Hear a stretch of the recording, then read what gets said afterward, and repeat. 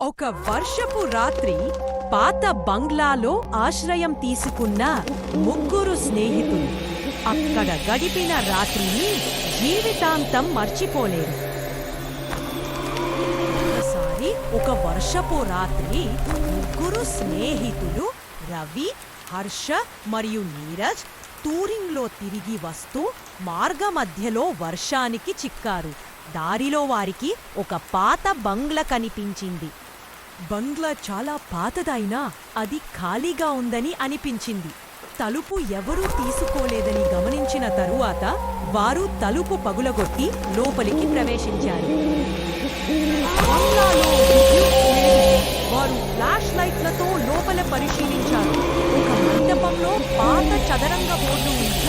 దాని పక్కన ఒక చారిత్రక నోటు ఈ చదరంగం ప్రారంభించిన వారికి ముగింపు కనిపించదు. జాగ్రత్త! హర్ష నవ్వాడు. ఓ చిల్లర భయం, ఆడదాం చూద్దాం అని చెప్పాడు. వారు చదరంగం ఆడడం ప్రారంభించారు. మొదటి అడుగు వేసిన వెంటనే చుట్టూ ఉన్న గాలి ఘోరంగా మారింది. ప్రతి ఒక్క దెబ్బకు ఒక గదిలో తలుపు మూయబడుతుంది. నీరజ్ ఒక కింద పడిన గాజును తాకి చేతికి గాయమైంది. కాని అతను ఆగలేదు. చివరి ముక్క చెక్మేట్ అని చెప్పిన సమయంలో హర్ష ఒక్కసారిగా అదృశ్యమయ్యాడు. వారు షాక్లో ఉన్నారు. గదిలో చీకటి కమ్ముకుంది. చదరంగ బోర్డు మీద మరో గేమ్ సెట్ అయింది. కానీ ఈసారి ముగ్గురికి 3 బొమ్మలు కనిపించాయి. మూడవది మాత్రం కదలడమే లేదు. ఒక శబ్దం వినిపించింది. హర్ష అదృశ్యమైన అనంతరం రవి, నీరజ్ ఇద్దరూ దిగ్భ్రాంతికి గురయ్యారు. నీరజ్ గట్టిగా అరిచాడు. ఆ సమయంలోనే చదరంగ బోర్డు మీద మరొక వింత జరుగుతుంది. ముక్కలు నెమ్మదిగా తిరుగుతూ కొత్త గేమ్ స్టార్ట్ అయింది. కానీ ఇప్పుడు వాళ్ళంతట వాళ్లే కదులుతున్నాయి. గదిలో చీకటి. చుట్టూ ఉన్న గోడలపై నెమ్మదిగా భయంకరమైన బొమ్మలు కనిపిస్తున్నాయి. అందులో ఒకటి హర్షది. అతని ముఖం భయానకంగా మారి ముందుగా గెలవాలి అన్నట్లుగా చూస్తుంది.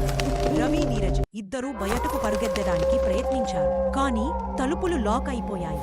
వాతావరణం అసహ్యంగా మారిపోయింది. గాలి నిశ్శబ్దంగా మూలుగుతుంది. చుట్టూ గడియారాలు ఆగిపోయినట్లుగా కాలం స్తంభించపోయింది. అప్పుడు గదిలో ఒక పాత రేడియో ఆన్ అయ్యింది. దానిలో నుండి శబ్దం వచ్చింది. మీరు మళ్ళీ ఆడకపోతే మీ మిగతా మిత్రుడిని మర్చిపోండి. ఆ శబ్దం వినిపించిన వెంటనే ఒక పాత చదరంగ మాస్టర్ ఫోటో కనిపించింది. అతని కళ్ళు ముక్కలే చలనంలో ఉన్నాయంటూ అనిపించాయి. ఇది మానవ గేమ్ కాదు అని రవి గట్టిగా చెప్పారు. ఇది మానసికంగా మమ్మల్ని